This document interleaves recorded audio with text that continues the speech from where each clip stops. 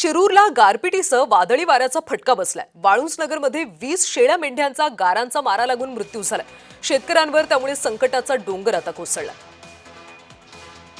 शिरूरला गारपिटीसह वादळी वाऱ्याचा फटका बसलाय आणि गारपिटीमुळे 20 शेळ्या मेंढ्यांचा मृत्यू झाला, त्यामुळे पशुपालकांचं मोठं नुकसान झालं।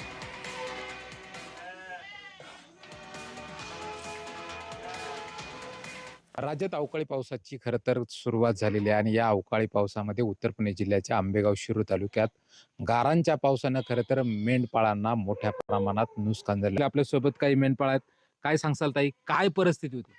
परिस्थिती अचानक पाऊस आल्यामुळं भरपूर गारा आल्या. मोठाली रानात गेली होती मी, ही सावलीला घेऊन होते. गारा मखर झाल्यामुळं मखर मेल्यात, हे झाल्यात, पाण्यातून ओढू बाजूला काढल्यात, टाकल्यात कडला. आणि काही जेवढी वाचवता आल्या तेवढी शेक करून शिकिते. आम्ही बकरे घेऊन रानात गेलेलो होतो. रानात गेल्यानंतर ज्या मोठ्या बकरांना काही इजा पोहोचलेली आहे का? पोचल्यात आता विजा, गारा त्यांच्यावर साचल्याच होत्या वरून, म्हणल्यावर विजा पोचणार ना. अहमद दरेकर, जय महाराष्ट्र, आंबेगाव, पुणे।